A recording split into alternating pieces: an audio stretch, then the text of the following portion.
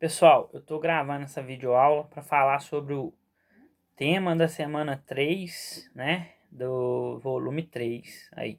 O tema da semana 3 no sétimo ano trata-se da formação territorial do Brasil juntamente com as etnias, ou seja, com as etnias que compõem a formação territorial do nosso país, né? Então vamos lá, primeiro, o que é etnia? Etnia, gente, o que é um grupo étnico? Etnia é uma raça, né? É um grupo de pessoas que, vamos dizer assim, se assemelham. Então, por exemplo, os índios é um grupo étnico, é, o, o branco, né? A população branca é um outro grupo étnico, a população negra é um outro grupo étnico, é, e aí por aí vai, né? Então, a etnia ela tem a ver com com a raça, né, daquela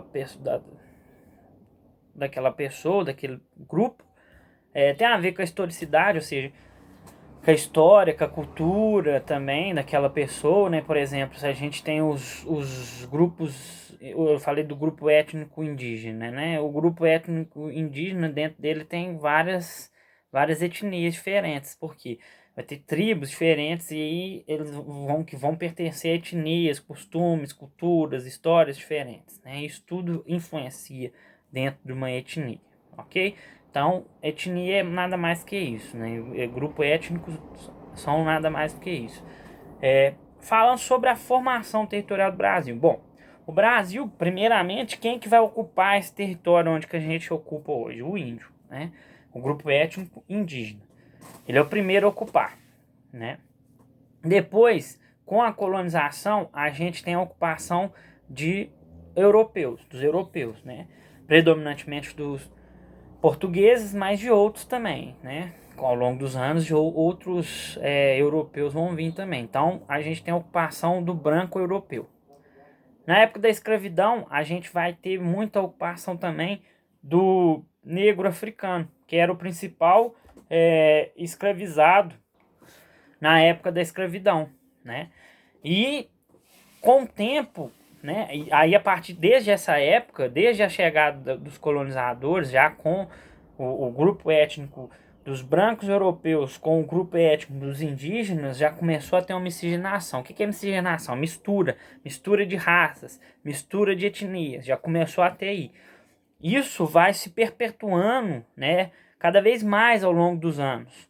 E aí, na época da escravidão e pós-escravidão, obviamente também, a gente vai ter a perpetuação maior ainda dessa miscigenação com os negros africanos. Depois, né, o Brasil, ao longo dos anos, historicamente, ele sempre foi um país bastante receptor, né, do estrangeiro, do imigrante. Então, a gente, por vários anos, né, durante a história do nosso país, a gente vai receber um contingente de imigrantes muito grande, né, vindos, por exemplo, depois que acaba a escravidão, vem vários imigrantes para substituir o trabalho escravo, não como escravos, mas aí como trabalho assalariado. Nessa época vem muitos italianos, né? A gente tem uma comunidade, né, muito grande de asiáticos, né, de japoneses, em São Paulo, chineses em algum lugar. No sul do Brasil a gente tem uma quantidade muito grande de imigrantes que vieram, né, alemães e por aí vai. Então, a formação territorial étnica do Brasil ela é miscigenada, ou seja, o que é o principal dela? A mistura de raças, mistura de vários grupos étnicos, né? O branco europeu, o indígena, o negro africano, o branco europeu de vários países da Europa, né? Vários países da Ásia, vários países da África, de outros países da nossa América aqui, a América do Sul, a Central e a do Norte. Então, o Brasil tem por característica sua população ser muito miscigenada, né? Todos nós, se a gente pegar na nossa família como um todo, você vai perceber que na sua família vai ter pessoas que vai ter um traço é, de cada um desses grupos étnicos. É óbvio que vai ter famílias, vai ter algumas pessoas que vão ter uma herança étnica, genética, mais de um grupo do que de outro, né? Por exemplo, vai ter pessoas que vai ter uma herança genética, étnica, mais do grupo dos brancos europeus, outros mais dos negros africanos, outros dos indígenas.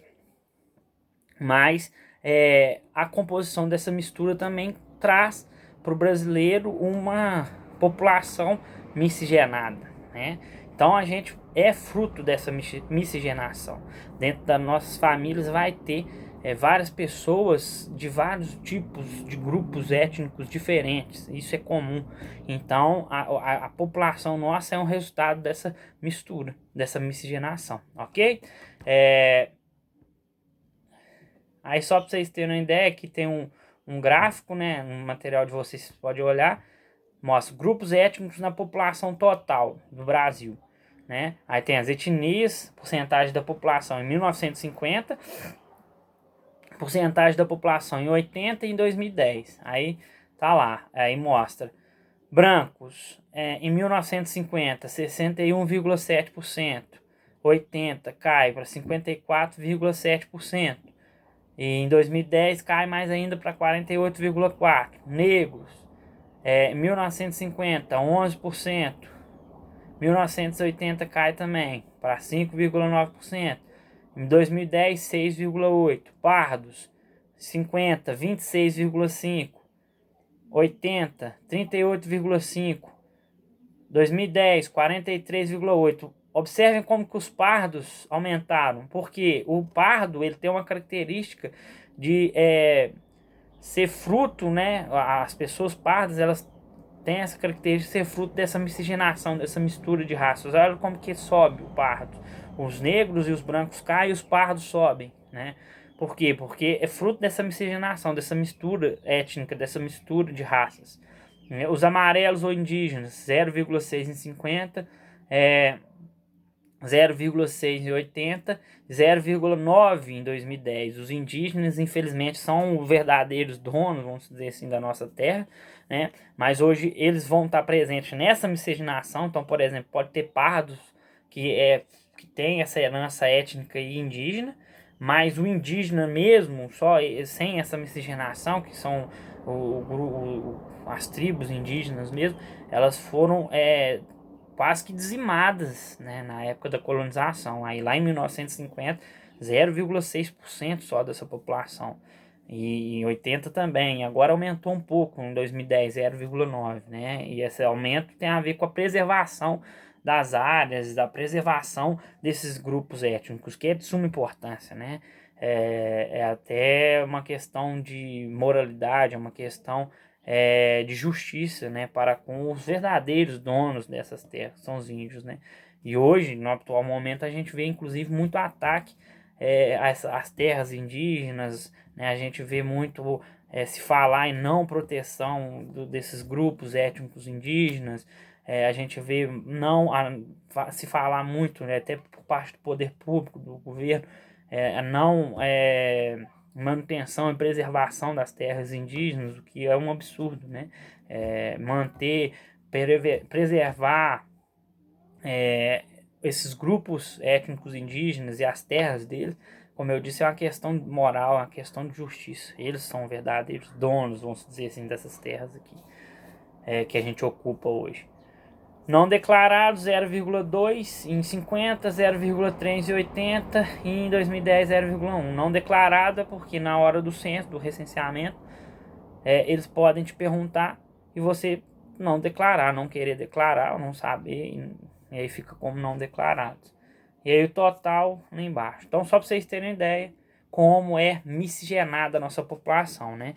E quando eu falo sobre isso, eu gosto de lembrar sempre uma coisa, né? Inclusive, nesses últimos dias aí, a gente tem visto no Brasil, a gente viu, inclusive, aí foi uma questão mais de preconceito por causa de classe social, não sei se vocês chegaram a ver, do entregador do motoboy com um outro cara, mas a gente vê preconceitos aí por causa de questões de raça, né, questões da cor e tudo mais. Isso é inadmissível em qualquer lugar do mundo, é óbvio. É crime, aliás, né? Não só inadmissível, mas é crime. No Brasil ainda mais, gente, ainda mais pelo traço da nossa população. Nossa população é uma população miscigenada, misturada, né? Toda uma mistura de raças. Então, para nós aqui existia esse preconceito, existia essa distinção, né? Por causa da raça, por causa da cor ou qualquer tipo de grupo étnico, é um absurdo maior ainda. É desconhecer, inclusive, a própria história, né? A história da própria população que habita o país que você vive, né? Então, só fazendo esse adendo aí. Tá ok, pessoal? Então é isso aí. Vocês podem fazer as atividades da semana 3 aí.